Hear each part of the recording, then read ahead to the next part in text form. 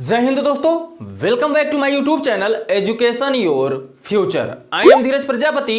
In this video we are going to tell you about two interrogative sentence plus negative sentence of present indefinite tense. तो दोस्तों video में शुरू से लेकर अंत तक बने रहिए। मैं आपको इसमें प्रेजेंट इंडेफिनिट टेंस का इंट्रोगेटिव प्लस नेगेटिव सेंटेंस अर्थात लास्ट सेंटेंस पढ़ा रहा हूं। ठीक है, तो चलिए दोस्तों मेरे साथ बने रहिए। जैसा कि आपको पता है प्रेजेंट इंडेफिनिट टेंस चल रहा है, ठीक है, जिसका पहचान होता है ता है, ती है, ते हूं, ता हूं, ये सब दोस्तों इसका पहचान है। ता है, ती है, ते हूं, ता हूं, ये प्रेजेंट इंडेफिनिट टेंस का पहचान है, या कह लीजिए सिंपल प्रेजेंट टेंस का पहचान है। प्रेजेंट इंडेफिनिट टेंस को हम एक और अन्य नाम से जानते हैं जिसको सिंपल प्रेजेंट टेंस कहते हैं, अर्थात साधारण वाक्य वर्तमान काल कहते हैं। ठीक है, तो ये चल रहा है आपका प्रेजेंट इंडेफिनिट टेंस।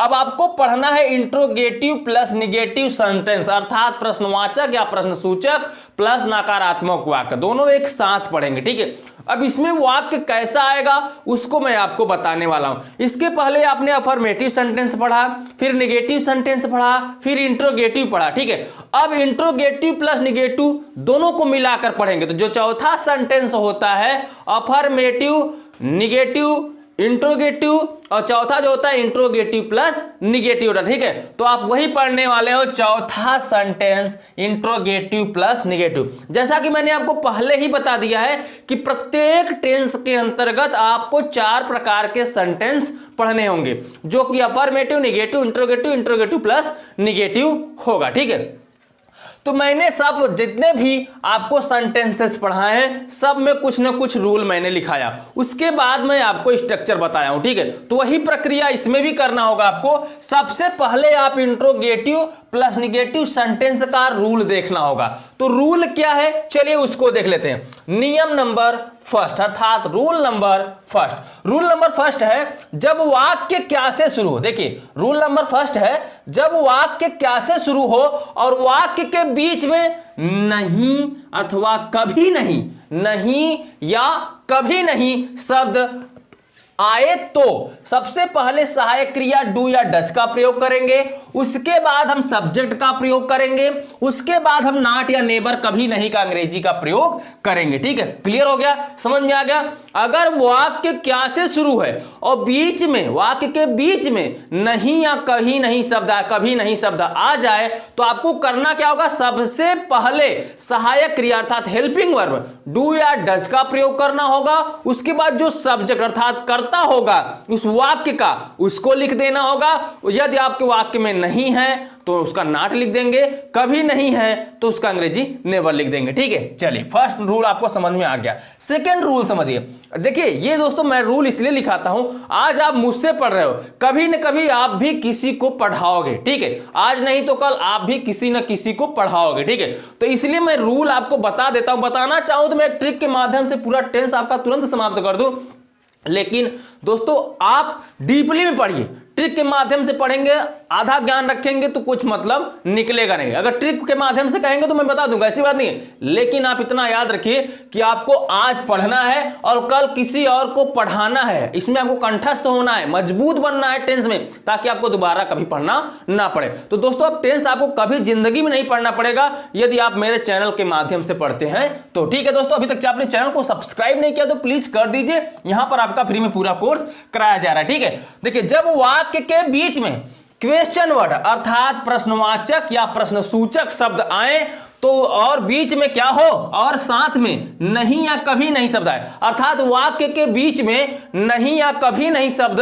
आए तो सबसे पहले क्वेश्चन वर्ड का अंग्रेजी लिखते हैं। ठीक है, सबसे पहले क्या करेंगे, क्वेश्चन वर्ड जो बीच में आया रहेगा उसकी अंग्रेजी लिखेंगे। उसके बाद हम क्या करेंगे, हेल्पिंग वर्ब का मतलब सहायक क्रिया जो इसमें प्रयोग किया जाता है। तो प्रयोग क्या किया जाता है, डू या डज, फिर सब्जेक्ट, इसके बाद नॉट या नेवर का प्रयोग करते हैं। क्या करते दोस्तों?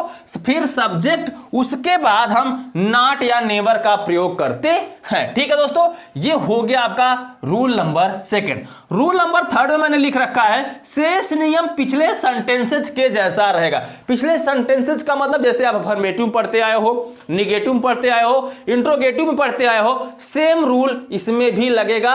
बस सहायक क्रिया लगाने के बाद सब्जेक्ट लिखना है, सब्जेक्ट लिखने के बाद आपको नॉट लगा देना है और कुछ भी इसमें चेंजिंग नहीं करना है। उम्मीद करता हूं आपको ये रूल समझ में आ गया। अब जस्ट रूल के बाद मैं आपको स्ट्रक्चर बताता हूं। स्ट्रक्चर बताने के बाद मैं आपको एग्जांपल कराता हूं। ठीक है, तो पहले आप स्ट्रक्चर को देखिए, उसके बाद मैं एग्जांपल यहां पे कराता हूं। ठीक है, तो चलिए हम यहां पे स्ट्रक्चर आपको बता देते हैं। ठीक है, स्ट्रक्चर इसका क्या होगा? तो structure number first, structure number first क्या है दोस्तों? जब वाक्य क्या से शुरू हो, ध्यान दीजिए, जब वाक्य क्या से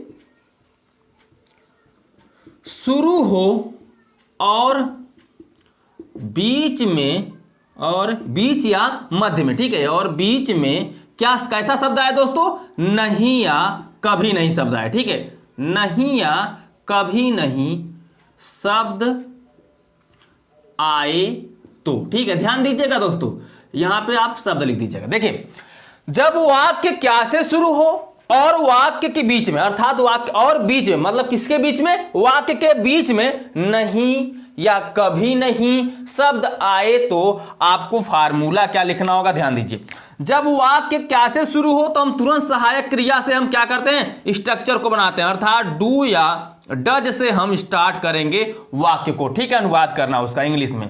उसके बाद डू या डज के बाद मैंने तुरंत बताया, देखिए, जब वाक्य क्या से शुरू हो और वाक्य के बीच में नहीं या कभी नहीं शब्द आए तो सबसे पहले सहायक क्रिया लिखते हैं। तो सहायक क्रिया मैंने यहां पे लिख दिया। उसके बाद सब्जेक्ट, तो आपको लिखना है सब्जेक्ट, फिर उसके बाद नॉट या नेवर। अब इसमें से दोनों में से कोई एक लिखना होगा, अगर नहीं आएगा तो नॉट और कभी नहीं आएगा तो नेवर। ठीक है, उसके बाद ध्यान दीजिए, डज ना, डू या डज, फिर सब्जेक्ट, फिर नॉट या नेवर। उसके बाद आपको पता है कि वर्ब लिखा जाएगा। क्या लिखा जाएगा? वर्ब। वर्ब का कौन सा फॉर्म होगा? फर्स्ट फॉर्म होगा। ठीक है, फिर ऑब्जेक्ट, फिर क्या लिख देंगे आप? ईटीसी, लास्ट में लगा देंगे आप क्वेश्चन मार्क, क्योंकि वाक्य किससे शुरू हो रहा है? क्या से शुरू हो रहा है। ठीक है, तो चलिए, ये तो आपका निकल गया यहां से पहला स्ट्रक्चर। ठीक है, आप इस तरीके से बना लीजिएगा अपने नोटबुक में, आज नहीं तो कल आप किसी ना किसी को पढ़ाओगे ही पढ़ाओगे। ठीक है, तो ध्यान दो दोस्तों, डू या does plus subject plus not या नेवर प्लस वर्ब का first form plus object plus etc, ये आपका हो गया फर्स्ट स्ट्रक्चर। ठीक है, अब हम सेकंड स्ट्रक्चर को देखेंगे। जब वाक्य क्या से शुरू नहीं होगा बल्कि वाक्य के बीच में क्वेश्चन वर्ड और नहीं नकारात्मक वाक्य आएंगे। ठीक है, तो यहां आप लिखेंगे, जब वाक्य के बीच में क्वेश्चन वर्ड प्लस नकारात्मक वाक्य शब्द, ठीक है, क्वेश्चन वर्ड प्लस नकारात्मक शब्द आए तो। ध्यान दो दोस्तों, अभी मैंने आपको बताया कि जब वाक्य क्या से शुरू हो और वाक्य के बीच में कभी या कभी नहीं शब्द आए तो नकारात्मक शब्द का मतलब ही वही है कि नहीं या कभी नहीं शब्द आए। ठीक है, तब यहां पे फार्मूला आपका क्या निकलेगा? चलिए मैं आपको बताता हूं। जब वाक्य के बीच में क्वेश्चन वर्ड आएगा अर्थात प्रश्नसूचक शब्द, जैसे कब, क्यों, कहां, कैसे, कौन, कौन सी, कौन से, कौन सा, कितना, कितनी, ये सब आएगा शब्द, तो यहां पर हम लिखेंगे उसका स्पेलिंग। ठीक है, सबसे पहले उसको लिखेंगे क्वेश्चन वर्ड। ठीक है, उसके बाद आपको सहायक क्रिया का प्रयोग करना है। सहायक क्रिया क्या लगेगा? डू या डज। ठीक है, क्योंकि प्रेजेंट इंडेफिनिट टेंस है तो प्रेजेंट इंडेफिनिट टेंस में सहायक क्रिया हम डू या डज का प्रयोग करते हैं। ठीक है, क्वेश्चन वर्ड प्लस यहां पे हो जाएगा डू या डज प्लस मैंने बताया सहायक क्रिया। देखिए, जब वाक्य के बीच में क्वेश्चन वर्ड और साथ में नहीं या कभी नहीं शब्द आए, अर्थात वाक्य के बीच में नहीं या कभी नहीं शब्द आए तो सबसे पहले हम क्या लिखते हैं? Question word. तो मैंने लिख दिया क्वेश्चन वर्ड। उसके बाद हेल्पिंग वर्ड, हेल्पिंग वर्ड क्या? डू या डज, तो मैंने लिख दिया डू या डज। फिर सब्जेक्ट, तो मैंने यहां पे लिख दे, मुझे लिख देना होगा क्या यहां पे? सब्जेक्ट। अब सब्जेक्ट के बाद आपको नॉट या नेवर लगाना होगा, जैसा वाक्य रहेगा। अगर नहीं है तो नॉट और कभी नहीं है तो क्या? नेवर का प्रयोग करना है। ठीक है, तो नॉट या नेवर हो जाएगा। उसके बाद आपको वर्ब का फर्स्ट फॉर्म लगाना है, फिर ऑब्जेक्ट प्लस ईटीसी, ये लास्ट में आपको सबके साथ करना है। और लास्ट में क्वेश्चन मार्क लगाना है। क्यों लगाना है? क्योंकि दोस्तों ये क्या है, इंट्रोगेटिव प्लस निगेटिव सेंटेंस है। ठीक है दोस्तों, तो इंट्रोगेटिव में क्वेश्चन मार्क लगता है, जहां भी प्रश्न पूछा जाता है वहां पर आपको क्वेश्चन मार्क लगाना होता है। तो मैं आपसे उम्मीद करता हूं कि आपको बहुत अच्छे से यहां तक समझ में आ गया है, और यह भी मैं कहना चाहूंगा कि आप इसका स्क्रीनशॉट ले लीजिए और अपने नोटबुक में लिख लीजिए। और यह भी मैं बताऊं दोस्तों, ये सभी क्लास के बच्चों के लिए है, क्योंकि इंग्लिश ग्रामर जो होता है वो किसी के लिए बांटा नहीं गया है कि 11th वाले पढ़ेंगे, 12th वाले पढ़ेंगे, 9th वाले पढ़ेंगे, 10th वाले पढ़ेंगे। ठीक है, इससे कोई मतलब नहीं है, आप सबके लिए है। ठीक है, मैं सबके लिए पढ़ा रहा हूं, आप सब लोग अच्छे से इसका तैयारी करिए। और उम्मीद किया मैंने कि आपने स्क्रीनशॉट ले लिया, अपने नोटबुक में लिख लिया। अब मैं आपको कुछ एग्जांपल्स कराने वाला हूं इस सेंटेंस के अंतर्गत, और मैंने आपको यह भी बता दिया कि टेंस कैसे पकड़ते हैं, सब्जेक्ट कैसे पकड़ते हैं, वर्ब को कैसे पकड़ते हैं, मैंने सब कुछ बता दिया है और डेली में बताता भी चलता हूं। ठीक है, तो अगर आप अच्छे से तैयार करना चाहते हैं टेंस को, आप चाहते हैं कि आप जिंदगी भर नहीं भूलें, तो आप मुझे फॉलो करते रहिए। चैनल को सब्सक्राइब नहीं किया, चैनल को सब्सक्राइब करके इस चैनल से जुड़ जाइए, और वीडियो में एक लाइक तो बनता है, लाइक जरूर कीजिएगा। ठीक है, तो चलिए देख लेते हैं अब इससे रिलेटेड एग्जांपल।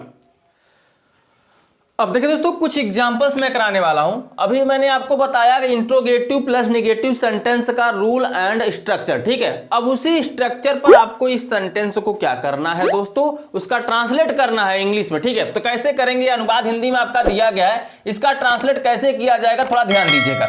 जैसे यहां पर मैंने कुछ अनुवाद लिख रखे हैं हिंदी में। ठीक है, कुछ वाक्य लिख रखे हैं। तो है क्या, पहला, क्या लकड़हारा जंगल में लकड़ी नहीं काटता है। मैंने आपको बताया जब भी आपके सामने वाक्य दिखे तो सबसे पहले आपको यह पकड़ना होगा कि ये कौन सा टेंस है। ठीक है, अब अभी तो आपको पता है कि यहां पर प्रेजेंट इंडेफिनिट टेंस चल रहा है इस वीडियो में, और आपको पढ़ाया जा रहा है इंट्रोगेटिव प्लस नेगेटिव सेंटेंस। यहां पर तो आपको मालूम है और आसानी से आप इसका ट्रांसलेशन कर लेंगे। ठीक है, ट्रांसलेट तो आप आसानी से इसका कर दोगे, लेकिन अगर आपसे कोई अन्य पर्सन पूछता है, आप इस वीडियो के सामने नहीं हो, तब आप कैसे करोगे। तो सबसे पहले काम करना होगा कि आपको लास्ट में देखना होगा कि क्या आ रहा है। तो वाक्य के अंत में देखा जाता है, जब भी किसी टेंस को मुझे पकड़ना होगा कि कौन सा टेंस है, कोई भी वाक्य हो कौन से टेंस में है, तो सबसे पहले आप लास्ट में ध्यान दिया करिए। लास्ट में देखते हैं तो इसके अंत में आ रहा है ता है, अर्थात यह प्रेजेंट इंडेफिनिट टेंस का पहचान है। प्रेजेंट इंडेफिनिट तो हम पहचान लिए, लेकिन आपको यह भी पहचानना होता है कि कौन सा सेंटेंस है। तो हम देखेंगे कौन सा सेंटेंस है। तो देख रहे वाक्य के शुरू में क्या से शुरू, वाक्य जो है क्या से शुरू हो रहा है, तो इससे यह पता चल जा रहा है इंट्रोगेटिव सेंटेंस है। लेकिन वाक्य के बीच में देखिए, क्या लकड़हारा जंगल में लकड़ी नहीं काटता है, लेकिन वाक्य के बीच में नहीं शब्द भी आ जा रहा है। जब वाक्य क्या से शुरू हो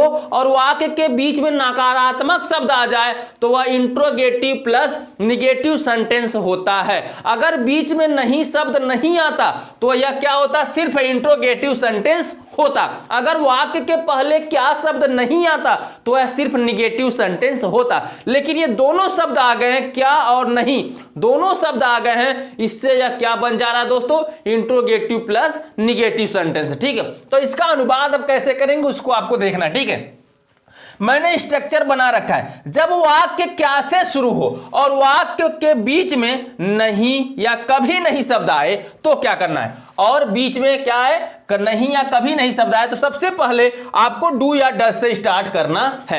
उसके बाद सब्जेक्ट, उसके बाद नॉट नेवर, उसके बाद वर्ब का first form plus object plus etc. लेकिन यहां पे एक कंफ्यूजन होता है बच्चों को कि सब्जेक्ट वो पकड़ ही नहीं पाते, और जब वाक्य क्या से शुरू होता है, इतना याद रखिएगा, उसकी अंग्रेजी अलग से व्हाट नहीं लिखी है। जैसा कि आपको पता है व्हाट मींस क्या होता है। ठीक है, लेकिन अगर वाक्य क्या से शुरू है तो वहां पे क्या की अंग्रेजी अलग से नहीं लिखी जाएगी। ठीक है, उसकी अंग्रेजी लिखी ही नहीं जाती। तो सबसे पहले आप लिखेंगे डू या डज, क्योंकि वाक्य क्या से शुरू है। लेकिन बात आती है इसमें सब्जेक्ट क्या है, तो मैंने बोला है, आपको बता रखा है पहले कई वीडियो में, कौन बोलने से सब्जेक्ट मिल जाता है और क्या बोलने से आपको वर्ब मिल जाता है। और सब्जेक्ट वर्ब आपको मिल गया तो समझ लीजिए ट्रांसलेशन क्या हो गया आपका, आसानी से हो गया इंग्लिश में। ठीक है, तो देखिए, क्या लकड़हारा जंगल में लकड़ी नहीं काटता है, कौन नहीं काटता है, लकड़हारा। लकड़हारा जंगल में लकड़ी नहीं काट रहा है, कौन बोलेंगे तो कौन नहीं काट रहा है, लकड़हारा नहीं काट रहा है, अर्थात हमें सब्जेक्ट मिल गया। सब्जेक्ट क्या हो गया, लकड़हारा। अब क्या नहीं कर रहा है, लकड़ी नहीं काट रहा है, अर्थात वर्ब मिल गया हमें, क्या वो काट नहीं रहा है, उसका क्रिया क्या है, काटना, और वही वो नहीं कर रहा है। तो ये वर्ब मिल गया। अब क्या नहीं काट रहा, ऑब्जेक्ट हमें चाहिए, तो वर्ब के साथ हमेशा क्या होता है, ऑब्जेक्ट लगा रहता है। तो ये आपका हो गया ऑब्जेक्ट। अब रही बात जंगल में, तो जंगल ये आपका हो जाएगा अदर वर्ड। यहां पे देखिए मैंने लिख रखा है ना ईटीसी, तो ये सब ईटीसी के अंतर्गत आएंगे, ठीक है, अन्य वर्ड के अंतर्गत आएंगे। तो चलिए आपको सब्जेक्ट, ऑब्जेक्ट और वर्ब मिल गया। जब सब्जेक्ट, ऑब्जेक्ट, वर्ब मिल जाए और आप टेंस और सेंटेंस को आसानी से पहचान लेते हैं, तो क्या करना होता है, ध्यान दीजिए। सबसे पहले आप लिखेंगे क्या, तो क्या है, तो क्या की स्पेलिंग तो लिखी नहीं जाएगी। जब क्या से वाक्य शुरू होता है तो हम सबसे पहले डू या डज से शुरू करते हैं। अब बात आती है डू कहां लगता है, डज कहां लगता है। जब सिंगुलर सब्जेक्ट होता है अर्थात एक वचन करता होता है तो डज का प्रयोग होता है, प्लूरल सब्जेक्ट अर्थात बहुवचन करता होता है तो डू का प्रयोग करते हैं। तो लकड़हारा जंगल में लकड़ी नहीं काटता है, लकड़हारे की बात की जा रही है, तो यहां पे हम क्या करेंगे, डज लगा देंगे, ठीक है। क्या लगा देंगे दोस्तों, क्योंकि एक लकड़हारे की बात की जा रही, लकड़हारो नहीं बोला जा रहा। अगर लकड़हारो काटते हैं या काटते हैं, वाक्य में क्या होता, काटते हैं, लकड़हारे जंगल में लकड़ी नहीं काटते हैं, तब यहां पे क्या होता है, डू का प्रयोग होता है, ठीक है। लेकिन लकड़हारा की बात की जा रही तो किसी एक व्यक्ति की बात की जा रही, ठीक है। तो यहां पे एक व्यक्ति की बात की जाएगी तो एक वचन करता होगा, एक वचन के लिए हम सहायक क्रिया डज का प्रयोग करते हैं, ठीक है। तो डज और लकड़हारा, लकड़हारा के साथ पहले हम क्या लगाएंगे, द लगाएंगे, ठीक है, क्योंकि किसी व्यक्ति महान बनाने के लिए वहां पे द का प्रयोग करते हैं, जैसे द महात्मा गांधी, ठीक है। आप द लगाओ या ना लगाओ, जैसे डॉक्टर लिखते हो, टीचर लिखते हो, तो उसके पहले द लगाते हो नहीं लगाते हो, लगाते हो ना। तो किसी चीज को शोभित करने के लिए, इसका बढ़ावा देने के लिए यहां पे हम द का प्रयोग करते हैं, ठीक है।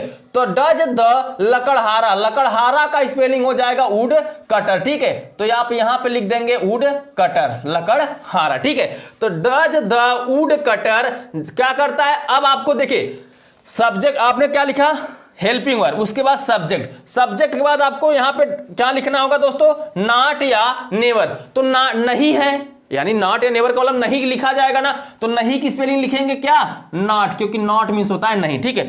फिर नॉट, उसके बाद वर्ब का फर्स्ट फॉर्म, तो वर्ब का फर्स्ट फॉर्म काटना, कट मींस क्या होता है, काटना, तो यहां पे CUT, कट, कट मींस काटना, वर्ब का first form plus object, object क्या है, लकड़ी है, तो कट वुड, ठीक है, या कट द वुड, आप द लगा देंगे तो काफी अच्छा रहेगा क्योंकि निर्जीव वस्तु है, तो कट द वुड, ठीक है।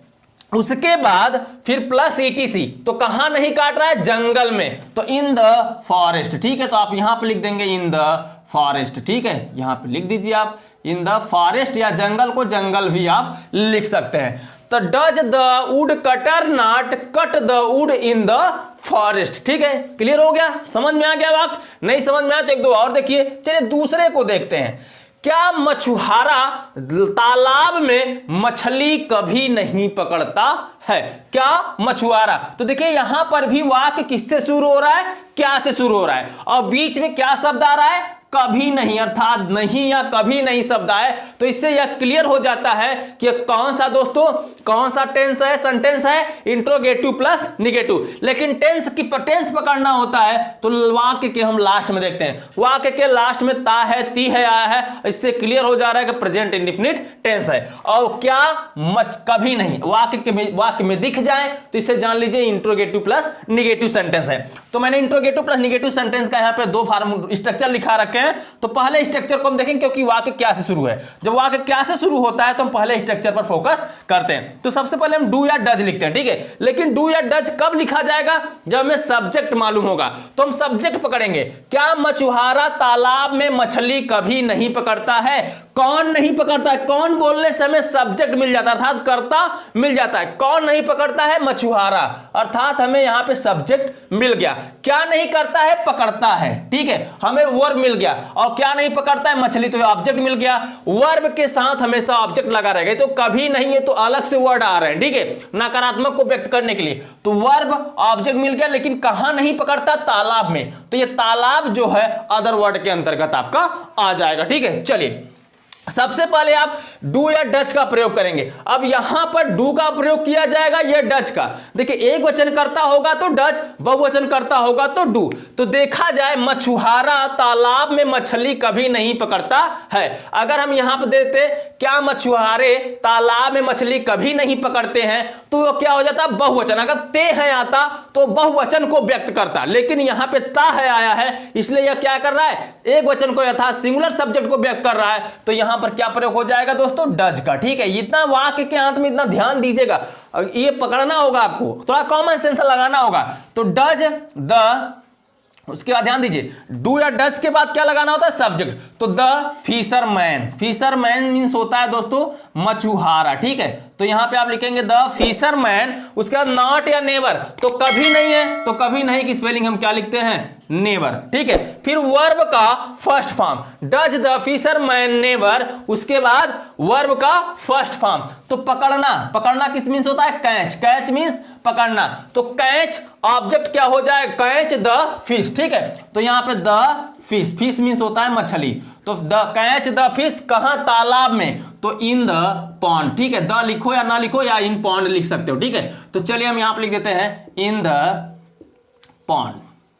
तो यहां पे हो गया दोस्तों ये दूसरे वाक्य का ट्रांसलेशन। ठीक है, तीसरे वाक्य की तरफ आते हैं। तीसरा वाक्य है आपका, पुलिस चोर का पीछा क्यों नहीं करती है। देखिए वाक्य के बीच में क्वेश्चन वर्ड भी आया और नहीं शब्द भी आया, इससे यह पता चल जा रहा है कि इंट्रोगेटिव प्लस नेगेटिव सेंटेंस है। अब हम पहचानते हैं कौन सा टेंस है। तो वाक्य के अंत में ता है, ती है दिख जाता है या ते हो दिख जाता है, तो क्लियर हो जाता है प्रेजेंट इंडेफिनिट टेंस है। प्रेजेंट इंडेफिनिट टेंस में आपको सहायक क्रिया डू या डज का ही प्रयोग करना होता है, जो कि आपको स्ट्रक्चर में यहां पे नीचे दिख रहा होगा। तो चलिए अब वाक्य के बीच में क्वेश्चन वर्ड आया है, तो अब दूसरे फार्मूले पर हम आते हैं। जब वाक्य के बीच में क्या है, क्वेश्चन वर्ड आए और नकारात्मक शब्द आए, वाक्य क्या से शुरू होगा, तुम पहले स्ट्रक्चर को देखेंगे। वाक्य के बीच में क्वेश्चन वर्ड आएगा तो हम दूसरे स्ट्रक्चर को देखेंगे। तो वाक्य के बीच में क्वेश्चन वर्ड यहां पे आया है, क्यों। तो सबसे पहले हम इसकी अंग्रेजी लिखेंगे। देखिए क्यों, देखिए क्योंकि यहां क्वेश्चन वर्ड है ना, तो क्वेश्चन वर्ड सबसे पहले लिखा जा रहा है स्ट्रक्चर में। देखिए तो क्वेश्चन वर्ड इसमें क्या है, क्यों, और वाई मींस क्या होता है, क्यों। तो वाई लिखिए यहां पे, वाई। फिर उसके बाद डू या डज। तो पुलिस की बात की है, पुलिस चोर का पीछा क्यों नहीं करती है। तो पुलिस यहां पर देखिए एक पुलिस या दो पुलिस की बात नहीं, यहां बहुत सारे पुलिस है। ठीक है, पुलिस चोर का पीछा क्यों नहीं करती, तो पुलिस, अब एक पुलिस तो चोर का पीछा करेगी नहीं, तो यहां पर हम क्या करेंगे दोस्तों, डू लगा देंगे। ठीक है, वाई डू। ठीक है, वाई डू, या पुलिस चोर का पीछा क्यों नहीं करते हैं।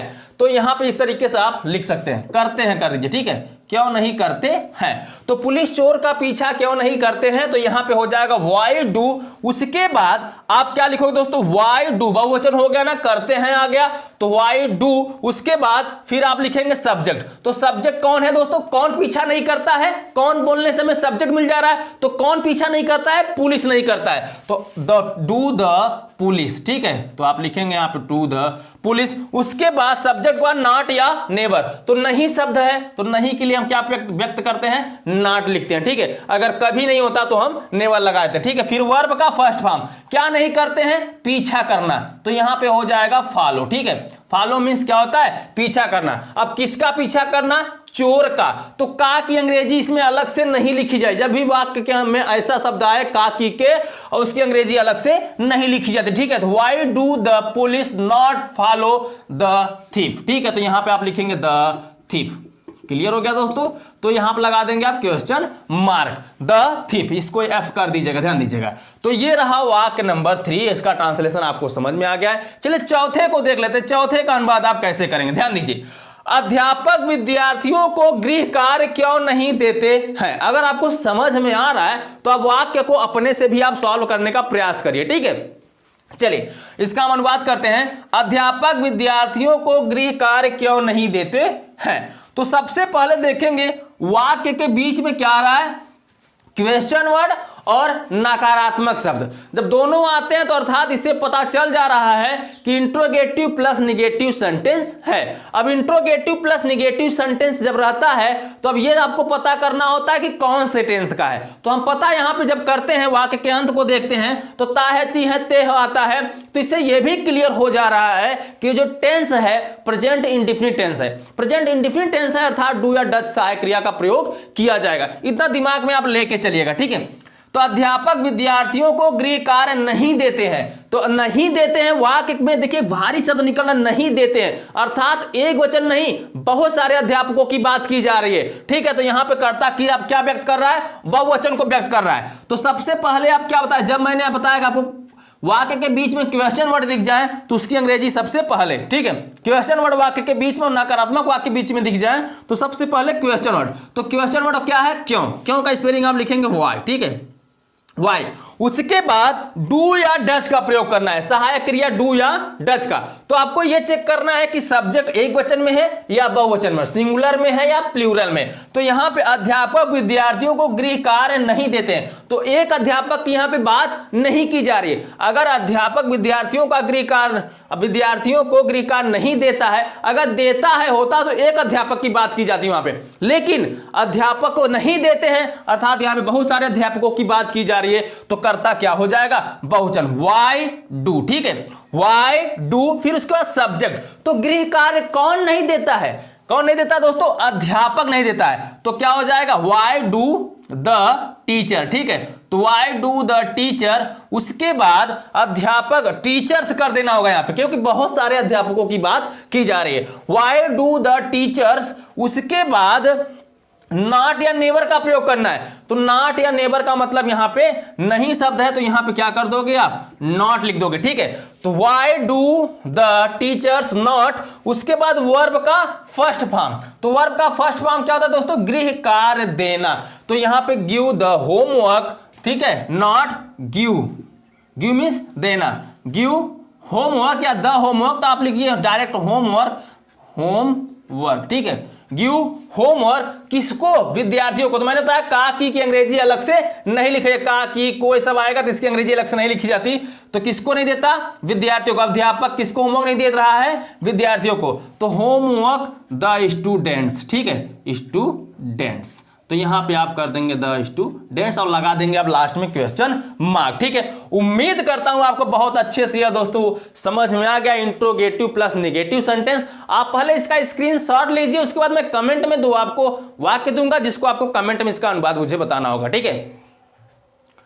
तो उम्मीद करता हूं आपने इसका स्क्रीनशॉट ले लिया है। अब आपको यहां पे देखिए मैंने दो वाक्य दे रखे हैं, ठीक है, जिसको कमेंट में आपको बताना होगा कि इसका ट्रांसलेशन क्या होगा। पहला, तुम आगरा में क्यों नहीं रहते हो, दूसरा है क्या वह बीमार नहीं रहता है, ठीक है। तो ये दो वाक्य आपको ट्रांसलेट करके बताने हैं दोस्तों कमेंट में, ठीक है। उम्मीद करता हूं आपको बहुत अच्छे समझ में आ गया दोस्तों। और यदि आप इंग्लिश ग्रामर का ऐसे ही पूरा कोर्स फ्री में पाना चाहते हैं विथ एग्जाम्पल विथ ट्रिक के साथ, तो दोस्तों चैनल को सब्सक्राइब करना मत भूलिएगा। हम हमेशा आपके साथ हैं। अगर आपको किसी भी सेंटेंस में, किसी भी टेंस में कोई भी प्रॉब्लम आता है तो मुझे कमेंट करिए, मैं आपका सॉल्यूशन वहां पे जरूर दूंगा, ठीक है। तो चलिए हम आपसे मिलते हैं अगले वीडियो में नेक्स्ट टेंस के साथ, क्योंकि ये प्रेजेंट इंडेफिनिट टेंस आपका हो गया समाप्त। अगले वीडियो में हम आपको मिलेंगे प्रेजेंट कंटीन्यूअस टेंस के साथ। तब तक के लिए बाय बाय, जय हिंद, जय भारत।